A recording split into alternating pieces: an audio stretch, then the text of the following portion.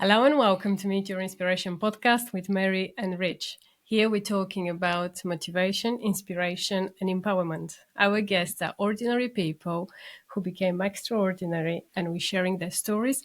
We want to empower you to become the person you want to be and to go beyond your dreams. Today we are very pleased to welcome to our podcast a very big name. David Chabeaux is with us.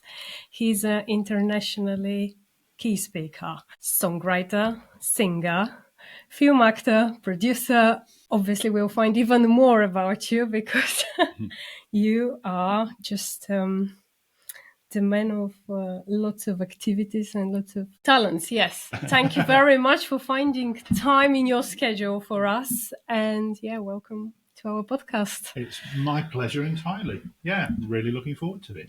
Thank you, David. Thanks for joining us this morning. So, David, where did it all start for you? So you finished school, and what did you do next? How did life start? So I went to school, secondary state school. Wasn't particularly nice experience. I didn't have a very good time at school. I got bullied a lot.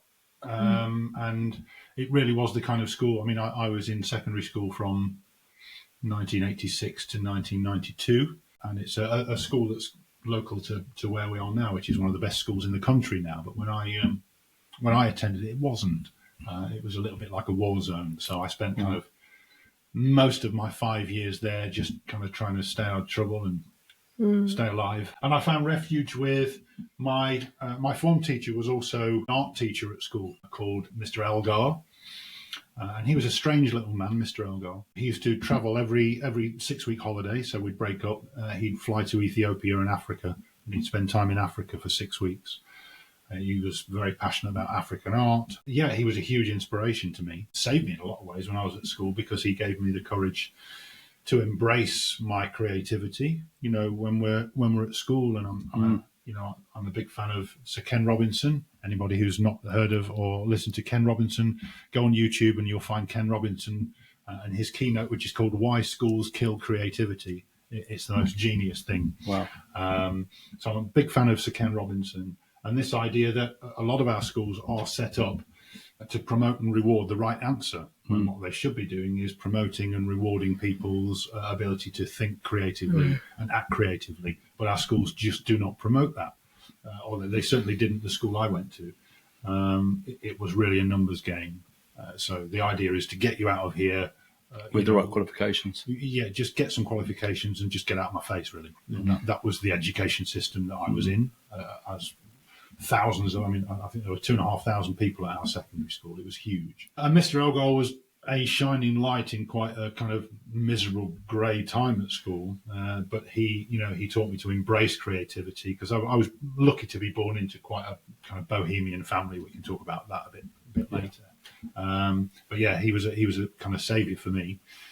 And then I left school. I went to college and I studied music. Figured out that I really didn't want to be a teacher. I didn't want to teach music, so I studied music, studied the trombone and voice, did A levels and diplomas and degrees, all that kind of stuff.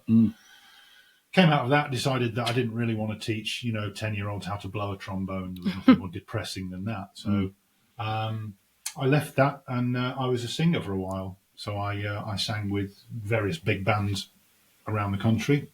My granddad was a band leader.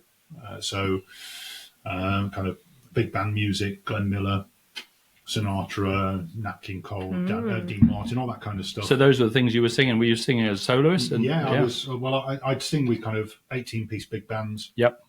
Local ones here and in Nottingham, in Birmingham, in London. And I'd sing with the big bands, and that's what I'd be singing. So Sinatra songs and Dean Martin and Nat King Cole stuff for all sorts of things. Big society weddings and dancers and all sorts of stuff. So you'd almost be the English answer to Michael Bublé.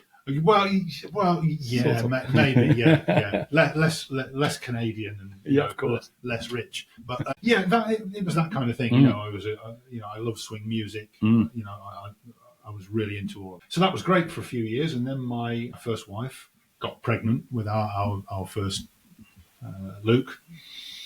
And we had that awkward conversation, which was, you can't really be doing that anymore. That kind of toying around. It's, you don't do that as a dad. What you need is a proper job.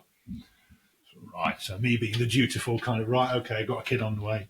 Must be dutiful father. So I actually put a lid on all the creative kind of stuff. So I stopped singing with the big bands. Literally had my last gig on a Friday night in London.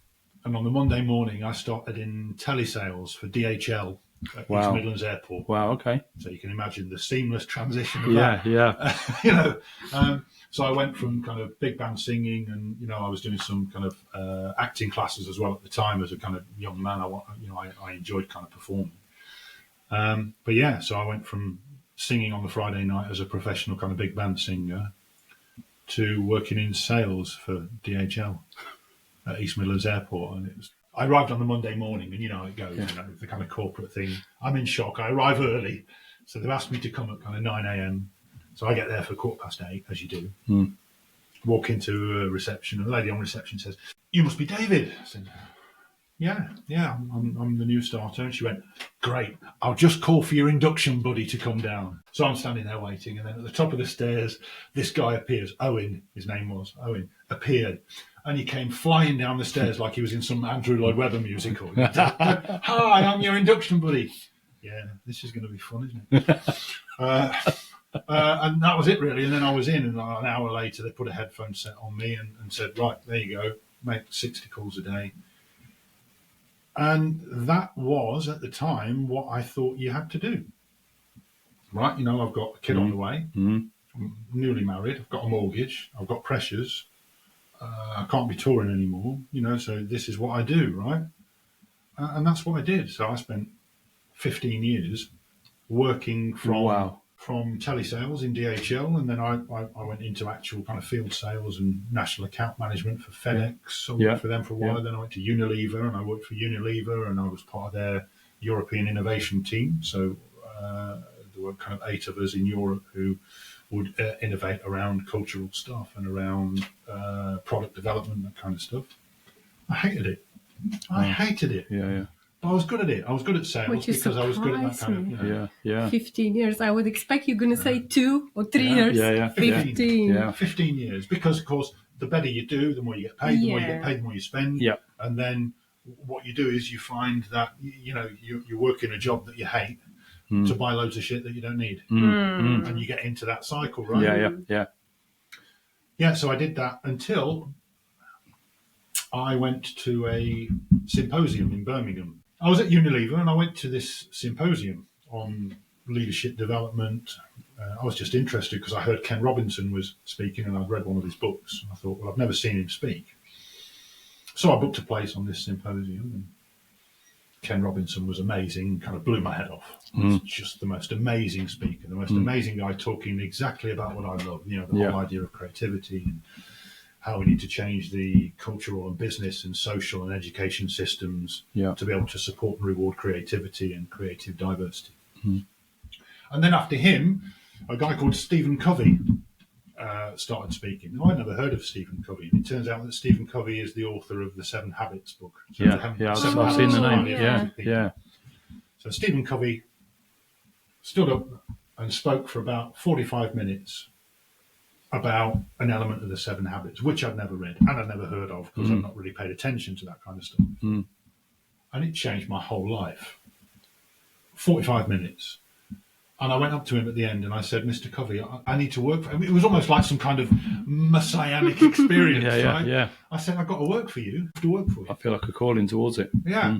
And he said, well, I'm sorry, we only have an office in the US. We're based in Utah, in Salt Lake City. We don't really have anything in Europe, but, thanks very much. And that was that. Right. So he thought. So I pursued him and his organisation, Franklin Covey, for a job. For about a year, I wrote and I said, "Is anything happening? Is anything happening in the UK? Is anything happening?" And then I got an email from Utah saying, "We have an office in Banbury in Oxfordshire. We'd like you to go and meet a lady called Kim. She's looking to recruit some client partners. We're expanding the business around our kind of leadership development." So I went there and I got a job working for Stephen Covey Fantastic. and his consulting firm. And I did that for 5 years. And what did that role involve? Because obviously you've been in sales, so how did it develop into? Yeah. Well, I started in relationship management. So my job was to kind of manage some of their big clients, some small ones as well, but a lot of big ones ranging from kind of BAE Systems, Rolls-Royce, EasyJet, through to some of the relationships they had in the UK with some of their big US clients like Disney, Pixar, IDEO in Silicon Valley, lots of other clients. Brilliant job. And then I started to move into the facilitation because I was really interested in leadership development. I was really interested in training and learning. So they taught me to facilitate the 7 habits and, time management and execution stuff. And I was part of a team who were developing their leadership capability and their trust practice. And so I went to Chicago and spent 2 weeks out there learning and training on all these different kind of frameworks. And then I started to facilitate sessions for them with big clients. Then around 2009, my acting career and musical career and performing, which I've been doing in the background, started to take off a little bit, and I wanted a bit more freedom. So I left Franklin Covey and I started up my own kind of creative practice. Okay. Mainly so I'd have the freedom to be able to do acting or, do music or, work with a client on leadership, or it gave me the flexibility to be able to organise things a bit better. Had you been doing presenting at the same time? So were you presenting training courses when you were working? When I was with Franklin Covey, so I was delivering kind of leadership and learning and development programs for them. So I'd had experience of that. When I left them, I got 2 clients of my own, which I started in. One was a social housing company in Manchester. One was another business in London, which enabled me to kind of be able to focus more time on the acting and other creative pursuits, which perhaps weren't bringing in regular income. We'll talk a bit more about the acting later. Yeah. But, that's one of the issues that performers tend to face, is that it's a very unsteady, very creative, but quite an unsteady way to live. So that gave me a little security, and also it played to my strengths around leadership development, and that's what I've been doing ever since. So I've been doing that for 15 years, and in lots of different areas. So, working with some brilliant clients, doing some great projects on cultural change, creativity and innovation. Execution's another big one of mine. I used to spend a lot of time. How are you finding this cultural change trainings? Are the businesses more and more getting interested in this? How people finding? Yeah, I think culture's really interesting, because most businesses talk about, their culture. Culture is just an arbitrary word. It doesn't mean anything. For me, there are lots of systems and processes and things, habits and behaviours going on, and lots of things that happen in an organisation. But Stephen Covey always used to say, one of his favourite phrases of mine was, all organisations are perfectly aligned to get the results they get. So it's your fault, basically, But that's hard for businesses to kind of consider at first. It is. Yeah. And also this whole idea of culture, for me, the culture of an organisation is what the majority of the people who work in that organisation choose to do when no one's watching them. That's what our culture is. Yeah. So you can talk to you blue in the face with your mission and vision and values. Yeah. It doesn't matter. No. You put it on a plaque behind the CEO's wall and everyone ignores it. So do you just write the values, or do you live them? Does it start with the CEO and the senior leadership team? Do they model and live the behaviours and values and attitudes that they want to see in the organisation? Because it's all very well blaming middle management, which is what lots of companies do. Just fix them. Well, the issue goes from the top to the bottom and back up again. Exactly, yeah. If you don't live the values, they don't exist. If you say you value creativity, but Rich, if you're my boss... and I'm saying, I don't want you to do that. You don't value creativity, therefore I can't. That's just the way it is. Yeah. So, Mary, if you're our CEO, you might love creativity, but if Rich doesn't value it in what we do, that's the end of the story for me. I can't live those values. No. So it's about how we turn up every day, and what the majority of the people, the mass of the people in an organisation, choose to do when no one's watching them. We all know how to play the game when people are watching us. It's what people choose to do when no one's watching them that counts. The shared values is the key. Do they make attitudinal and behavioural decisions that are congruent with our values?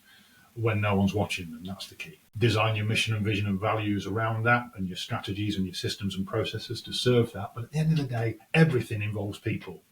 Yep. Everywhere across every part of a business. Culture's like air, right? It's everywhere, all the time, every second, and it's the air that we breathe. Yeah. So helping organisations understand that, where their cultural gaps are, and where the key leverage points are to start with that, I find really interesting, because it always comes down to people, and it always comes down to some fundamental things. Listening. Human beings are not very good at doing it. No. Trust. People think they've got it now. So trust building. There are very specific things one can do to build trust with people. Some are easy, some aren't so easy. But very often organisations think they're great when they're not. So there are some common themes that come out, very much about communication, trust, listening, and just how to understand one another as human beings. Because unless I missed a meeting, we are human beings and not human doings. We're not little widgets doing stuff, are we? Yeah, very much so. From your experience, how long can take a change in a company? It never stops. That's another issue that organisations have. Okay. So they say, we're going to go through a culture change process. So we'll start it now, and in 18 months we'll be done. No, you won't. In 18 months, it will have evolved 18 times. What you're trying to do is build capacity and agility. You're trying to build agile thinking, agile habits and attitudinal practices, because the world never stops changing. So why should your culture? And companies employing new people, and people are leaving and retiring, so it's constantly in flux. Yeah, that's right. Yeah, I mean, you know, in some organisations, big organisations, because of the spread of workforce, you've got 5 different generations in there. So you've got baby boomers, who are usually at the top of the tree, who have designed an industrial culture based on baby boomer kind of 1950s, 60s outputs, which are outdated. So you've got Gen X like me, and then you've got Gen Y, and their paradigm is very different to the Gen X paradigm and what we grew up with. Then you've got Gen Z, you've got the digital natives, and then you've got the new generation Alpha, who are, I always imagine myself as a kind of an Atari or a kind of Commodore 64, whereas my kids are like, they're like an Xbox. And then Generation Alpha are like the emerging artificial intelligence. That's how far we're separate. And my dad's like the ox and cart. My dad's not like an ox and cart. He's the greatest man alive. Of course. But there are elements of the baby boom generation that we can learn from, but there are some very stuck systems there of kind of old industrial model. And then you're winding it through these generations. It's no wonder people have no idea how to communicate with each other. So what is it where we can find the common interests and needs with each other? I find that so much more effective in terms of building culture, because it makes you agile. Can we listen to each other? It's a big problem, right? In generations. I mean, Absolutely. It's a big problem to listen to somebody who's in your generation who shares your opinion. What happens when you're trying to talk to somebody who's not from your generation, whose paradigm is way away from yours? Oh, and by the way, they disagree with everything you say.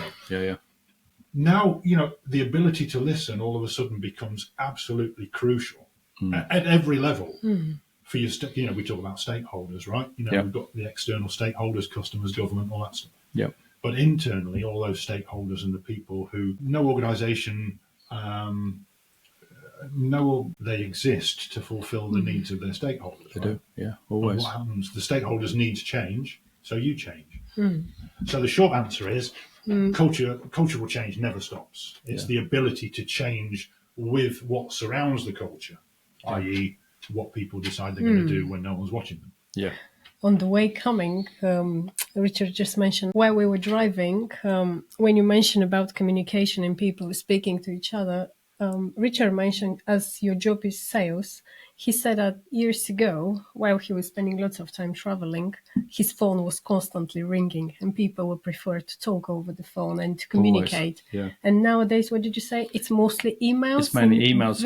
And people copy each other in, so everyone knows what's going on. So they're sending a request into me, but rather than phoning up and having a chat and just, oh, Richard, well, can we just have a quick chat about it? So what I tend to do, to be honest, when people, if they're emailing me when I'm traveling, obviously I normally get a notification come up on your phone, and it's sort of visual because the sat nav bit's on there. So now I tend to then call people back and sort of phone people back, and you tend to talk. Because I always find talking is the best way of communication, because you get a better understanding of exactly what someone wants, what they need, and then you can fulfill that and you can act on it fairly quickly. Now, a lot of people will obviously think because you're traveling that you can't remember everything, but when your mind's active, you tend to remember things. And I think today a lot of people, because they see it on paper and email and a message or on WhatsApp or whatever technology they're using for communication, it tends to be that we don't have to write anything down, and it just you refer back to it when you sit down, and that ability for communication is much less. But they're losing the way to talk at all. Yeah, and I can see in the young generation as well. It's always, even I've got friends who prefer to send a text rather than give a call when it's for something simple. People find it, I don't know, is it because especially with your friends, I can't see what's the reason, or people that do not prefer to talk rather than, is it the easiest way? But there's a perception that it's faster and more effective when it's not. Email is the erosion of communication. It's awful. I guarantee that if someone sends you an email, even if it's a kind of one-liner, one sentence, I guarantee that you'll misunderstand what they mean. Or very often you can, yes. I guarantee that you can, because if the sentence made of kind of 10 or 12 words, you have no idea what they actually mean. So if I don't know, let me pick a random word then, a little game. Yes, right? Let's have a little game. Yeah, good. Right. So let's pretend that I'm a CEO and you're my senior leadership team, right? Okay, and I've decided that we've got a new strategy that's going to change the world. And I've taken all of that mission, vision, values stuff out, and I've wrapped it all up into one word so we can guarantee that we're all clear on exactly what we mean, right? Absolutely. I'm going to share that word with you, and what I want you to do just for 10 seconds is to think of the first 3 or 4 words that come to mind when I say that word, and then we'll share it with each other. Right? Okay. So the new strategy is dog. So what did you come up with, Rich? What were your 3 words? So for dog, I was thinking about dog baskets, dog food, taking the dog for a walk, company. So basket, food, walk. Walk, yeah, and company. Okay. I got Charlie, Pooh, and Park, because my best mate had a dog called Charlie when we were young, and he used to everywhere. And we used to like taking him to the park. Okay. Mary, what words came up for you when I said dog? If I must be honest, it was very difficult to think about, but probably dogs, company for people, one of the pets that people got the most at home around them. I think. Yeah. So I shared what. First of all, we all know what a dog is. Yeah. Absolutely. Right. So they tend to have 4 paws and go woof. Yes. So we've got a common understanding of the word dog. But when I share the word dog, you have an emotional reaction to it, right? Yeah. So when I say dog, I assume that you know what I mean, but you don't, because you think your 3 things, I think mine, you think yours. So straight away with that one word, even though we've got a common understanding of that word, we've got 9 paradigms of what I actually mean by that word. Yeah. Let alone the fact that it's out of context, right? Yes, absolutely. Now, that seems like a stupid exercise. It is, right up until you use something that is because dog is quite a specific word, right? We know what a dog is. What if I change the word from dog to, I don't know, trust? Again, so you stick that into a company value and go, well, we've got trust. Lovely, got it. No, you haven't, because everybody has got a different paradigm of what it means to have trust, to not have trust, how they've been let down by trust before, what that means, how it's hurt them, all those emotional reactions we have. So if you've got 15 people around your boardroom and you start talking about the word trust, we don't actually know what we're talking about. No. Or love, or passion, or customer, or stakeholder, or business, or plastics, or whatever you like. Yeah. So when we come back to emails, that's one word. We've got 9 paradigms for the word dog, and we know what a dog is. So when someone sends you an email and it's got no context, no body language, no tone of voice, no eye contact, none of that, it's no wonder that conflict exists all the time in organizations, because email and text are the erosion, the eradication of what it means to be human, of what it means to connect, of what it means for us when we give each other eye contact, of how we listen to one another. Different generations understand things differently, and I'll give you a nice example because it's quite amusing. So a few years ago, I had a colleague, and he was on holiday, so he sent me a description, and I thought maybe he'd been in the sun a lot, so I sent him back the really red face emoji because I thought he'd been in the sun, so I thought he'd gone red, and I didn't realise at that point that the red face meant you were really angry.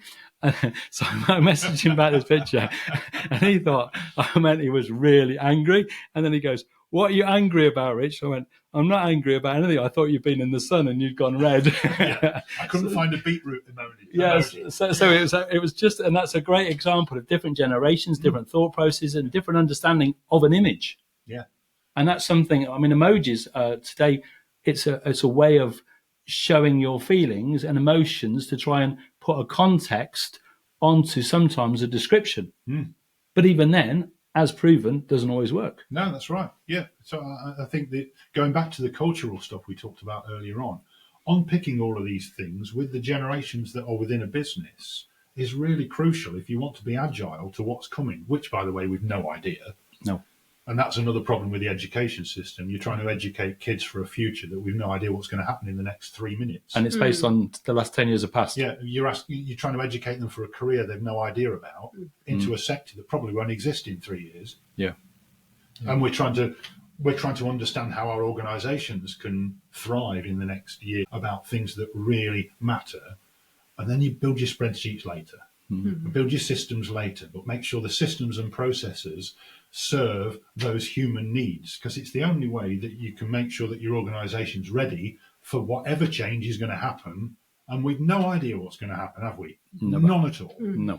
And that helps you. It helps your teams, it helps your staff, it helps the managers, the leaders, and it helps the customers as well, because customers have no idea what they want. No. And that starts with recruitment at the very beginning, with recruitment and interviews. Yeah. And in interviews, sort of understanding what the person in front of you, what their passions are, what their understandings are, what they really are looking to do, what things they feel they're good at.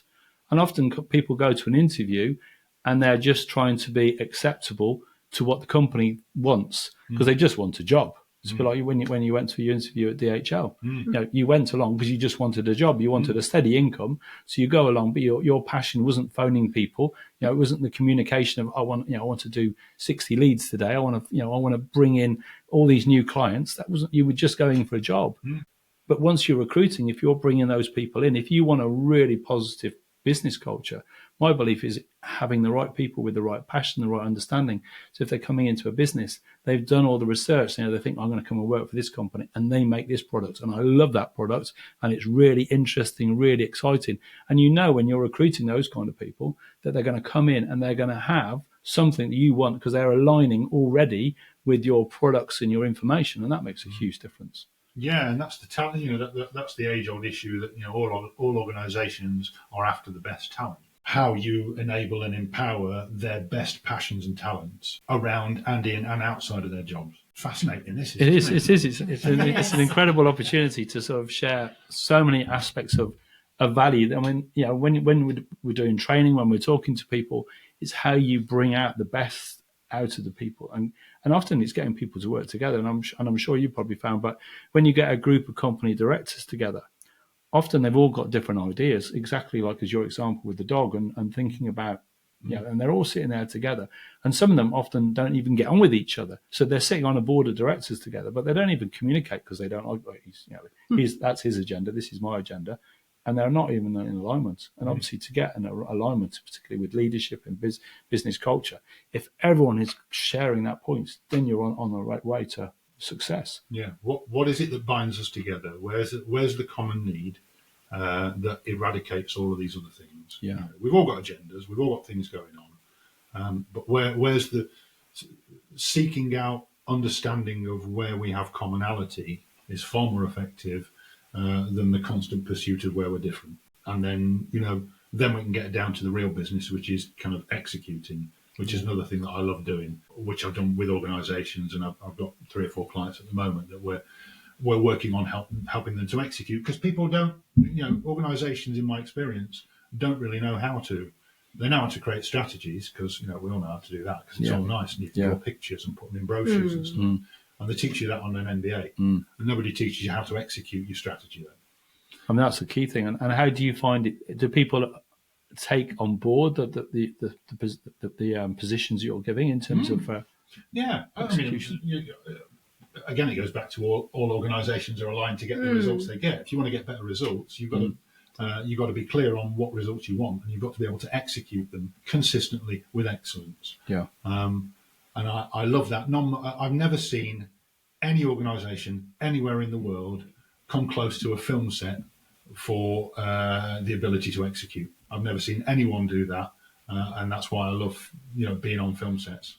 Can you use the examples from the film set? I do. So Yeah. I've got a whole kind of model that I created a number of years ago around helping organisations to execute with excellence, and it's based around the lessons that you can learn. Because, for example, when I did the scenes, it feels very nice talking about it now because my mate is not really my mate. We spent a couple of days together, but my mate Cillian Murphy won the Oscar this year, which feels really nice. So I spent a couple of days with Cillian shooting the last scenes of the last episode of Peaky Blinders. Yep.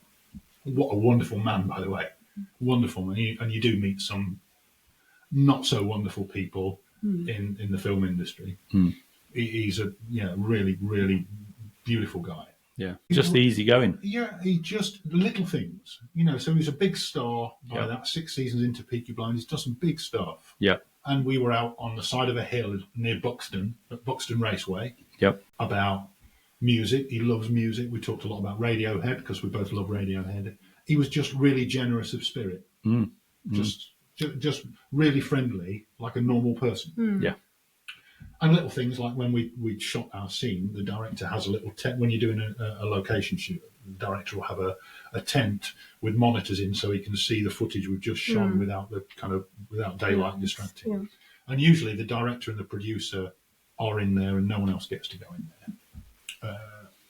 Cillian's an exec producer on Peaky Blinders, so we shot this scene and he was just on his way into the tent to look at it and he went, "David, come on, have a look."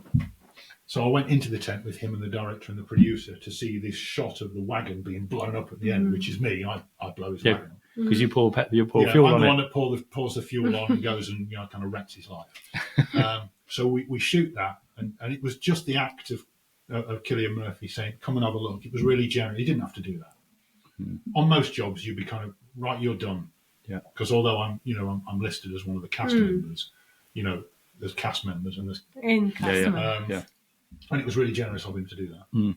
But when we were shooting that scene on the side of a hill, there must have been 200 people there. Wow. That was the size of the crew. And we had horse wranglers there. There were 3 horses with the trainers. There were the lighting and the dolly people, and there were extras, and there were costume, and there were makeup, and there were more lighting people, electrics. We had the fire brigade. We had the people who were doing all of the special effects, and they were doing the fire effects. And it was a huge crew, and everybody knows exactly what to do, and exactly why they're doing it, and what the impact of what they do is on everybody else. Yeah.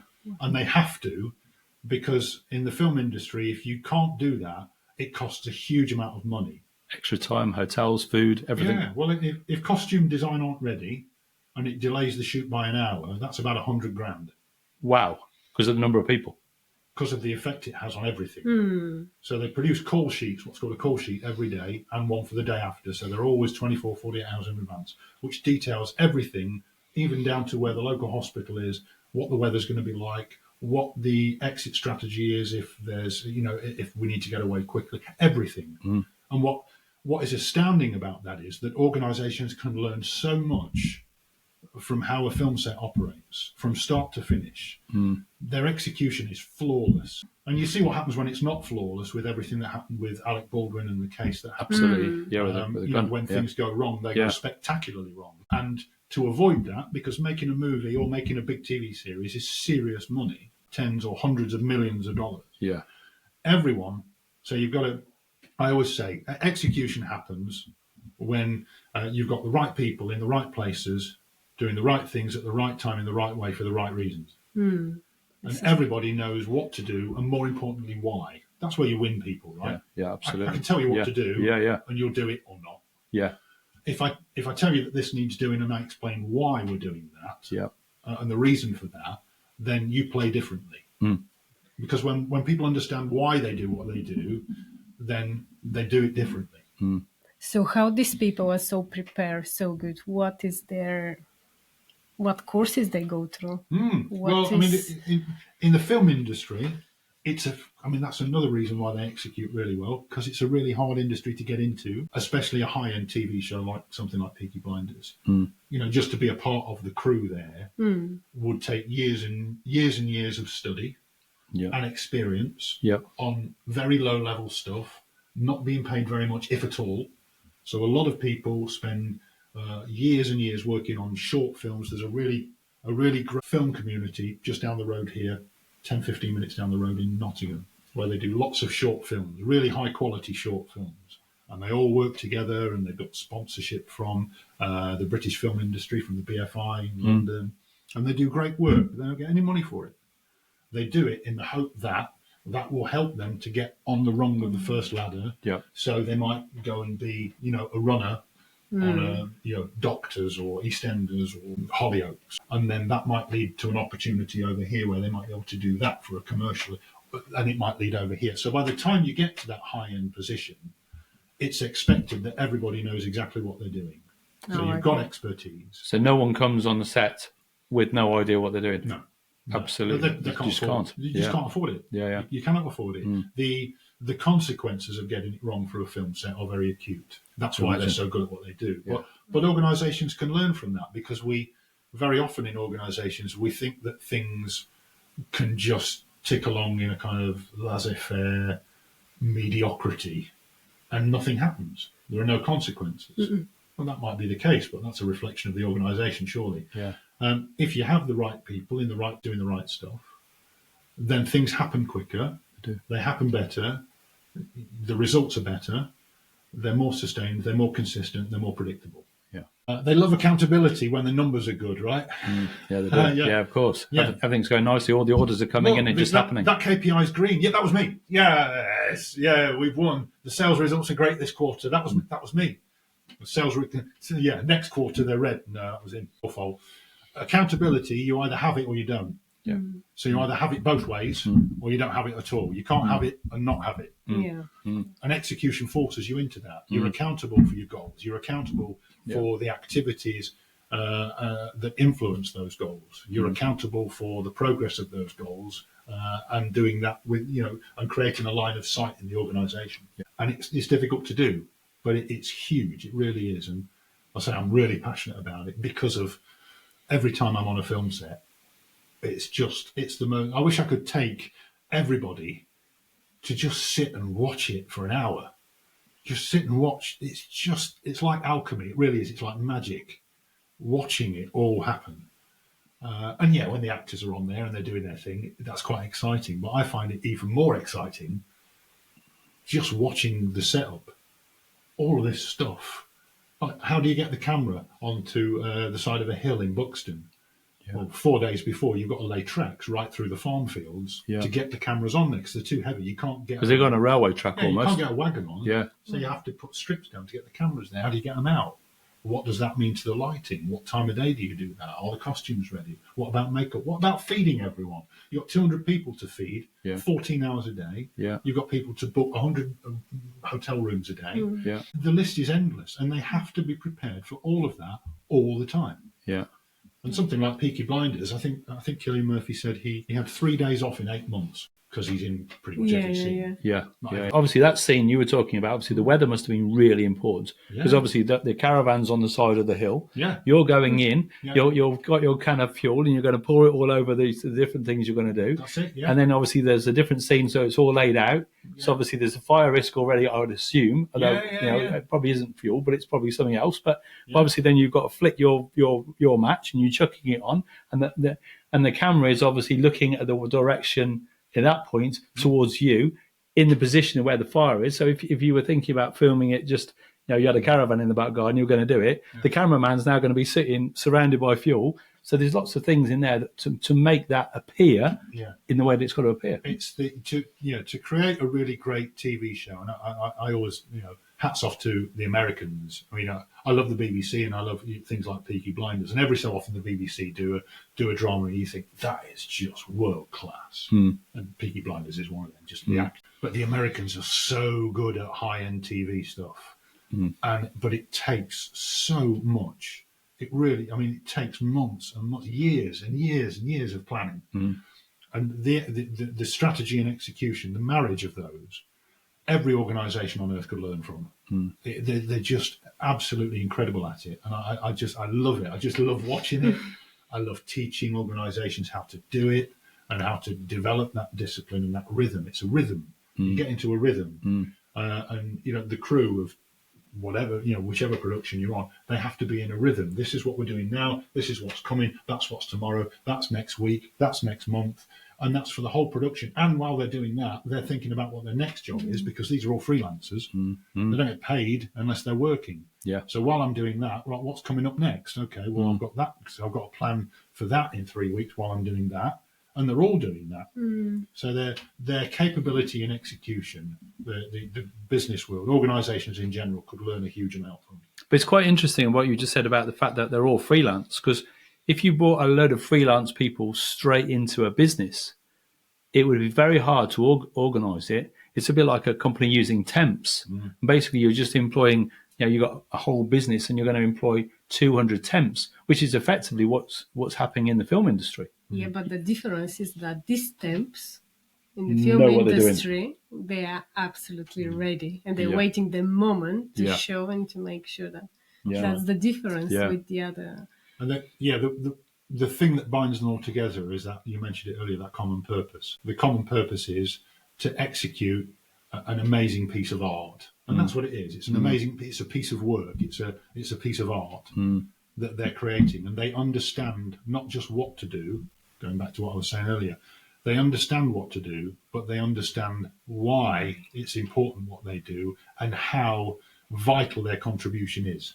Yeah. And they understand that common purpose. This cannot happen without me being at my very best. And when people understand that why, they play differently. Yeah. It's a different thing. This is what I can see in people when they go to work and you hear someone, I'm just going just for the day to finish, and you can see, and next to them is someone who is actually got the passion, want to know, learn, and you can see the productivity and everything is far more different, and the day is going different for these people. It's just other world. Tell us a bit more how you get into acting, because we talk about up until obviously the singing career, after that the corporate world, going with a bit of singing, but how you get in the acting world and the filming industry. Yeah, I did a little bit of acting when I was a teenager, kind of theatre stuff, and then that kind of dropped by the wayside. Did you ever do musicals? Obviously, being sort of musical, obviously like acting and being in a musical obviously is a good. I did musicals at school and college. Yeah, I did a musical at school when I was in I was in year 10, which I used to call the fourth year. Yeah. And Mr. Elgar did all my form teacher, the art. He created these amazing sets. We did Joseph, and I was cast as the Pharaoh. So I got to play Elvis, and Mr. Elgar built this pyramid and hired a smoke machine, so that there we are up at Spondon School, which is now called West Park in Derby, on Spondon School stage, which was a pretty good stage. And he built this pyramid, and dry ice straight out the bottom, and out I come through this pyramid dressed as Elvis. So I did all that. It was great, and we had the papers there, and that was fab. But then I kind of left that by the wayside. But I've always been interested in music because I was born into a musical family. So as I say, my granddad was a band leader. My mum's a drummer. My sister's a drummer and a dancer. I learned how to play a trumpet, then a euphonium, then a trombone. My granddad taught me how to read music. My cousins as well. We were all involved in the band. So it was like a family obsession. My cousins and my sister Sharon and my cousins Tim and Mandy, Matthew and Glyn, we all learnt to read music at a very young age. So music was always a massive kind of narrative in our family. It was kind of, I suppose the band that we were all in was our whole way of life. It was just how we grew up. We were always out. We were always performing. From an acting point of view, the acting, as I say, after I'd done the theatre stuff, I never really considered kind of doing that in any professional capacity. But as a musician, I carried on towards when I was working for Franklin Covey, when I was working with Stephen Covey. I was writing music and I was writing songs. And when I left Franklin Covey, I started to do some other work, and I was composing some music for a friend of mine over in Nottingham who was doing a film. And I went one day just to kind of soak up the atmosphere and see if it was, I was feeling very self-important. I'll go to this set and I'll just absorb the energies and the music will come forth and all that. It didn't. While I was there, somebody hadn't turned up and he was short of somebody to deliver this line. And he's like, would you do it? It was a copper, it was a policeman or something. All right, I suppose. Yeah, I'll do it. And I did it and I sat around. And even though it was a small production, I thought, I really like this. It's great. I love the energy. I like, I'm a show off. I like sticking my face in front of the camera. That's quite good fun. So I started to do some more short films in Nottingham with this, great community that they've got there. And that led to me getting an agent, which then led me on to getting professional gigs. But it's, as a profession, you have to have other things kind of going on, unless you're Ewan McGregor. Yeah. Unless someone's going to ring up your agent and go, oh, I've got a part for him. Which that's it, done. Never happens, right? You're part of the kind of meat factory. So I get auditions when my agent kind of says, I've got somebody who wants to audition you for whatever it might be, TV, film, could be a commercial or TV commercial. And I do the audition. And for every audition I probably, for every job I get, I'll probably do 30 auditions. Because it's the churn when you're an actor, when you're a professional actor. That's just the way it is. Pause there. That might be my agent on the phone, obviously. Yeah, could be. Yeah, is that my agent on the Hello. phone? Yeah, they want me for the new Peaky Blinders film. That's what it is. There it is. Yeah. So yeah, that was it really. And then I started acting from there. But the music was interesting as well. When I met my wife Jules, when we met, Jules was also working in leadership development. She left that shortly after we got together because she'd always been passionate about wildlife and nature. Okay. Wildlife artist and kind of passionate about nature. And is that photography or like painting? Or? Painting. Painting, yeah. She's an artist. But back in 2012, Jules and I and a couple of other people started we had a conference called Awakening to Animals, where we were bringing together people from around the world who were looking at different ways of protecting animals and recognising their sentience. And we met this lady called Linda Tucker. Linda Tucker is she started a charity called the Global White Lion Protection Trust in South Africa, who for 20 odd years have protected the white lions of Timbavati in the Kruger region in their endemic homeland. And she's been doing that for 20 years, and remarkable woman. And we met Linda at this conference. We asked her to come over and speak, and we got talking. Anyway, one thing led to another, and she offered Jules a job as the head of kind of the director of the UK for the charity. So Jules worked for Linda and for the White Lion Trust for nearly 5 years. And during that time, I spent a lot of time with Linda and with the trust and with, and with the lions. And one day, Linda was talking to us. And she asked me to write a song. She said, well, we're doing this work with the lions and we want to raise the energy and the vibration. Would you create a song for us? So I created a song called Children of the Sun, which she loved, luckily. So that words and music. Words and music, yeah. So I created a song called Children of the Sun. You can find it, David Chabeaux, Spotify, Yep, iTunes, all that stuff. So I wrote Children of the Sun, which was great, and it was used all around the world around their campaigns for stopping both trophy hunting and what's called canned hunting of lions, which they still do in South Africa, which is where they raise a lion in a cage to be shot in the cage. It's called canned hunting. So hunters don't even have to hunt them anymore. They just come over, they're raised and they're in a cage, and they just shoot them point blank and take them home as a trophy. Wow. Which the South Africans have been doing for a long time. Yeah, so she's been campaigning against that for a long time. I suppose. So we did Children of the Sun, and on the back of that I thought, I reckon I might have an album in me here. So I started to write some other songs around there. And then about 6 months after I'd written Children of the Sun, Linda said, I've got another opportunity for you. We're working with Desmond Tutu and the Desmond and Leah Tutu Foundation around this thing called the Global March for Lions. Would you create an anthem for us? So I wrote a song called Lion Hearts. I got 100 school kids and artists from the local area to record it with me in the studio. So we have this big kind of anthem. And then I met this guy called Luyanda in London. I can't remember. It was through the Lions because Luyanda was, he was familiar with Linda's work. And Luyanda Jazil was one of the 4 original members of Ladysmith Black Mambazo who recorded the African voices on the Lion King film with Elton John and Hans Zimmer. Wow. So he wasn't the one that sang, that was a man called Labo, but he was one of the other 3 with Labo who recorded the whole album with Elton and Hans Zimmer. Yeah. And Leander and I got talking. He lived down in Stratford in London, just near where the Olympic Stadium is. And he said, "Oh, David, I love your song Lionheart." Sorry, Leander, if you listen to this, I'm sorry, man. He said, "We'd really like to perform on it with you." So I went down to London, and he and 6 members of his South African Cultural Talents Choir and ex-members of...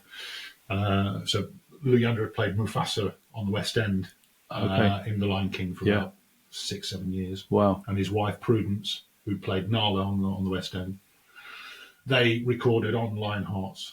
And then we did another version of Children of the Sun that they recorded as well. And I put this album together, called it Spark, and then we launched it at Derby Theatre here. And we got 100 kids on stage with us. Luyanda and 6 others from Ladysmith Black Mambazo and The Lion King came up, performed on the night. And it just, the album and the evening it sparked something. Yeah. Something happened around community change, which still kind of permeates to this day. How, I couldn't really articulate. Sometimes music has that effect, though, doesn't it? Yeah, sometimes it doesn't need articulating. Yeah. But the energy of those songs is still used out in South Africa, and they're still fighting against trophy and canned hunting. It was great to have kind of 2 or 3 local primary schools involved, and the kids there, I get emails from them saying, "Oh, I remember when we did this," and there's a photo of them. But that was back in 2015. And I get, so these kids were like 8, 9, 10 years old. Yeah. So they're now, now 16, they'll come 17, to you for 18, leadership skills. Say, yeah, that was amazing. I remember that. It was fantastic. And just things like that can make such a difference. So I'm so blessed and lucky to be. But that's incredible, isn't it? I mean, that is a real show of influence. I mean, it's interesting. So a man who's born and brought up in Derby writes a song about what's going on in South Africa, using the vibes and the music and sort of the thought processes around what's going on in South Africa, then performs obviously a little bit yourself and also with the other guys also from Africa, and the whole vibe comes together, and yet it's something that all the guys in South Africa can relate to and find. And it's interesting, isn't it, how the cross and the changeover of all our influences around the world can work together. And it brings it together in an incredible way. I like how the chain, it starts from your wife starting the job, and how you suddenly, the path is just opening every step, small steps, and you meet this person and this person, you just connect the 2 dots, and incredible. Yeah. How the things happen in life. Yeah, and I think there's a lot to be said for that. I think, opening up to those opportunities that we can't see, we don't know. All sorts of things can happen. All sorts of things can happen. Who would know? Who would know that would lead where it led? Yeah. We need to mention here that obviously we had recording with Lisa from Stone Saver. So Lisa, that we record podcasts with her, episode 3. If you haven't watched, please watch it. After the conversation, she mentioned David that we need to speak with him because he's got a story to share, and as we can see, we can, but he's got it. But that's again showing a clear example that you go and meet someone with the idea to have a nice podcast, and she literally led us to you, and who knows what's going to come next, I don't know, but it's fantastic to listen and to hear all these amazing things that you do. Are you carry on now the music, or are you just doing the leadership trainings? I think embracing a creative lifestyle isn't easy sometimes. Things fall away for a while and come back. So there's not a great...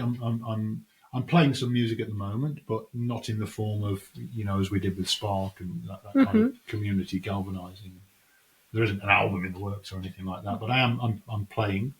But yeah, front and centre at the moment is the work that I'm doing with the clients around execution and cultural change. And also at the moment, I'm in the middle of directing a documentary, co-directing a documentary with my friend Owen. Okay. So we're in the middle of pitching to commissioners to try and get a feature film documentary made. And what sort of subject will that be around? It's about my family. It's about my Okay. grandfather, Moz, and it's about our family and the band that we grew up in. He was a real influential leader. It would have been fascinating for you to have spoken to him, if he was still alive. So the film is about our family, the way we were raised, the band world. It's a bit crazy, it's a bit bonkers, and we've got hundreds of hours of archive footage going back to the 1970s, and it's brilliant. It's the most fascinating subject, and I'm having an absolute blast. And my fellow director is a guy called Owen Tooth, who's a fascinating, really, really impressive up-and-coming film director and TV director. In fact, as we're doing this podcast now, he's in planning this week because he's directing episodes of EastEnders from next week, and he's been doing some tremendous work. He's done some short films that have won awards internationally in Germany and around Europe. So I'm very lucky to be working with Owen as well. So watch this space. So on a project like that, how long would that take to put together? So obviously you've sort of, you think about the idea.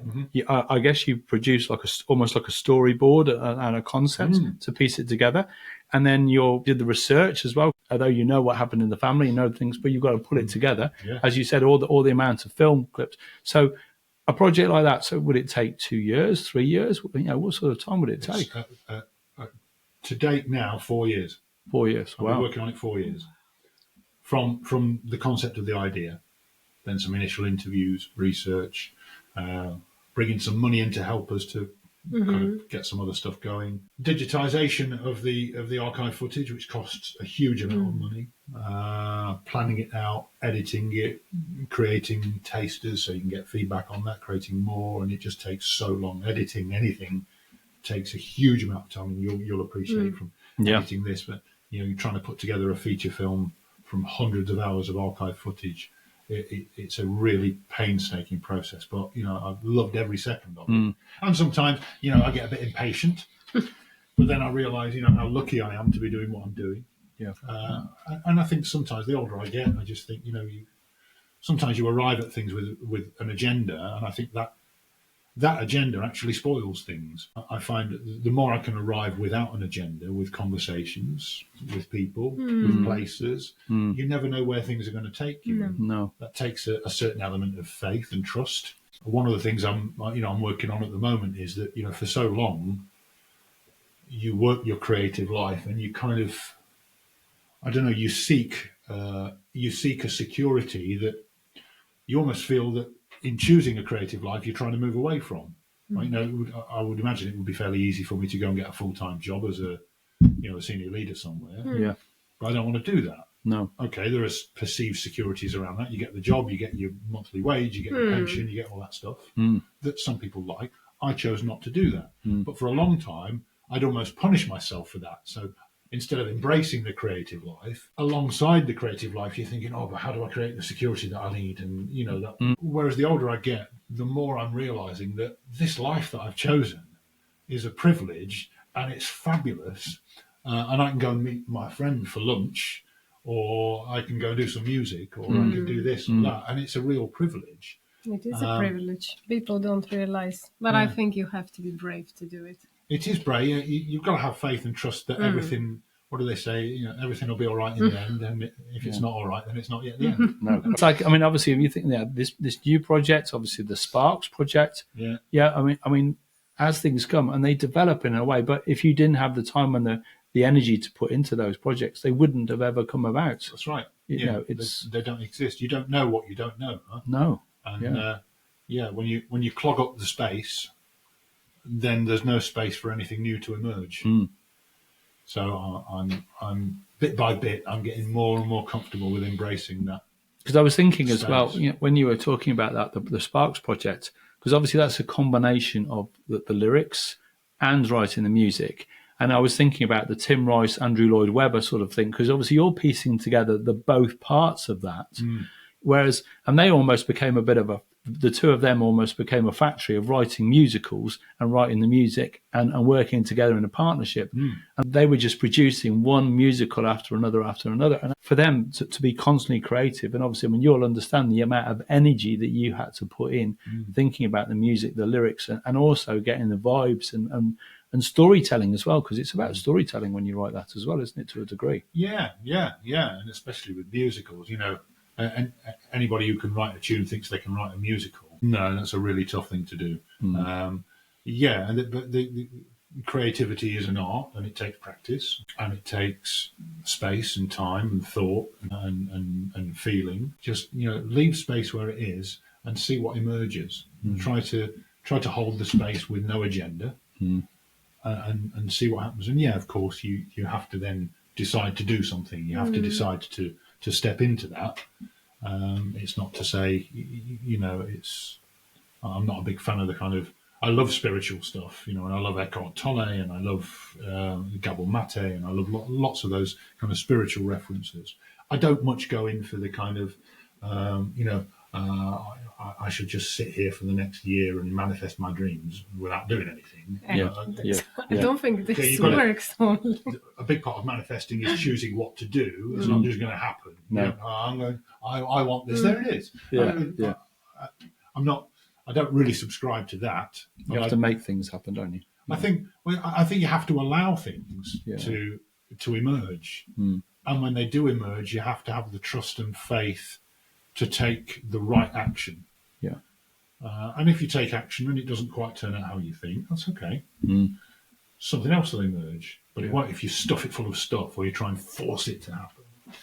So I mean, I do better with that on some days than I do on others, because I'm a control freak like everyone else. Do you think everybody can develop their creative side? Yes. Or some people are just born creative and others are absolutely crap on creative? No, human beings are born inherently creative, but we get educated out of it. So we go through an education system which rewards argument, truth, and logic. So they're the high benchmarks of education, right?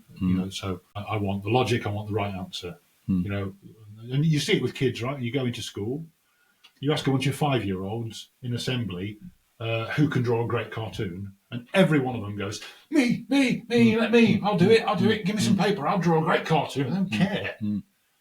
You ask those same kids 2 years later, who can draw a great cartoon, when they've been in school for 2 years, half of them won't answer you because they don't want to say yes and be proved wrong because everyone will laugh at them or they'll get ridiculed. Ask them again in 2 years when they start senior school, they'll just suck their teeth and go, no way. I am not, no. No one's going to put their hand up. Because you only it's so stupid, isn't it? We have an education system where you can only put your hand up if you've got the right answer. Well, I don't know the right answer, it's why I'm at school. Yeah. But we're encouraged to think like that. So we're educated, as Ken Robinson talks about, we're educated out of our creativity. That doesn't mean it's gone away. That just means we have to create the space to make that happen. And one of the sessions that Lisa came to, we spent the day looking at being creative. And like anything, it's a discipline, but you can tap into your own inherent creativity quite easily if you have the discipline to step back, create space, slow down, and get your mind in the right place, and then give yourself permission to play. We don't give ourselves permission to play. And permission's a really key thing. Giving people permission to be creative is the big winner, particularly in organisations. You can talk about creativity, or you can let people know that they actually have the permission to be creative. They are very different things. One is a word you put on, your strategy or on a plaque. The other one is inherent in your culture. We give people the permission to be creative. We give people the permission to fail. And that it's okay to fail so long as you're learning and moving forward. It's not rocket science. No. We just need to rethink how we surround people and how we give them the right cultural conditions at work and outside of work to be able to thrive. And to be honest, if we don't have the creativity, even in the workplace and even in business and even in manufacturing, the result of no creativity is the company becomes finite and stops because it ends. Yep. Because you haven't got the next thing. And if you don't have a really strong creative team and thinking of new ideas and new solutions, then you're left behind very quickly because somebody else in the world will be already thinking ahead and they've already got the next thing. So it is vital to have creativity. Yeah. If you look back, what would you say to the young David? Is there anything that you would advise him different or you would like to do different? I'd say you feel like it's not going to be okay and you feel like you haven't got a voice, but give it time, you will have. Have faith in yourself and who you are, and it will come about, whatever it is, and it might not be in the way you think, but everything will be all right. I think that's what I'd say to me. What am I actually doing here? Tying myself in knots. I'm not being useful to anyone, and just taking some time. Meditation I find really helpful, so I meditate every morning when I can, and I just find that helpful just to quieten my head down a bit. It just gives me a nice start to the day. I think it's a nice vision of the river one, because obviously with the river you're going with the flow, but every now and again you'll come against the bank and you'll stop and you'll reflect and you'll do something at that particular point, and then you go back into the river and move to the next situation and you go again and you'll stop at another point, and that's how the journey of life is, isn't it? There's constant stops, different things that change, the people you meet, the opportunities that come on that journey. Sometimes a bit rafting. Yeah, a bit of rafting. Yeah. But whatever happens, if the river's going that way, there ain't nothing you're going to do about that. Right? So go with it and have an easier time that feels a little bit less battering, or just batter yourself and realise when it's too late that was completely futile. The older you get, the more you understand that you can't really control anything. No, you can't. I think you were quite lucky to have quite influential mentors in your life. I would say granddad was played such a good role, I assume. Yeah, my grandfather was a big mentor for me. Mr. Elgar, And my your teacher. I had another teacher at primary school called Mr. Eagles, who was really influential for me as well. And later on in life, I mean, I've had a couple of people that I class as very close friends. A gentleman called Richard Gerver, who also lives in Derby, and Richard's a fascinating guy who's been a mentor for me, and a guy called Mark Jaffrey as well. And sometimes mentors come from the strangest places. I think it's just about holding that space. Is it again about to be open and to know that what is right for you, and obviously these people is giving what you need, and this how you classify them, as assume, as a mentor sometimes, especially people that you meet. You don't go and, this is going to be my mentor. You don't know. But during the time, either it's friendship or work, they just become with their influence, their example, the way that they do the things. Yeah, I think it's the space. Leave it alone and, give it the space to emerge. If you go out trying to find a mentor with an agenda to find a mentor... Yeah, it's not going to happen. Will you be my mentor?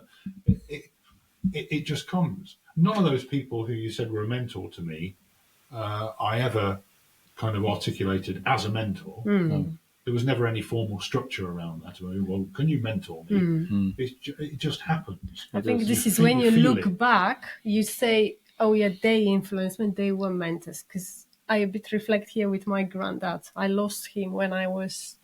I think 14 or something like that. And up then, I didn't remember, or I couldn't realize how much he'd done for me. But later in my life, I start to realize that lots of things that I'm doing or I'm inspired to do, they just reflect from what he'd done for me or what I was seeing as an example. So definitely years later, I realized that he played a really huge and big role in my life. But obviously back then, I didn't realize. And that, again, it emerges sometimes when we're older. The older I get, my other grandfather, so my dad's dad, Harry, he fought in the Second World War. He was 19 when they sent him to North Africa to fight Rommel's tanks. Wow. As a part of the Desert Rats. He was a Desert Rat in the 8th Army. And he had an awful time in the war. He came back, but he was a beautiful man that everybody loved. Everyone loved Harry Bell. Everyone loved Harry. because he was just who he was. He was kind, he was gentle, and the older I get, the more I can feel him. That energy, that peacefulness, the grace. That's a good word. He had grace. He lived his life with grace, elegance, quiet. He's just such a beautiful man.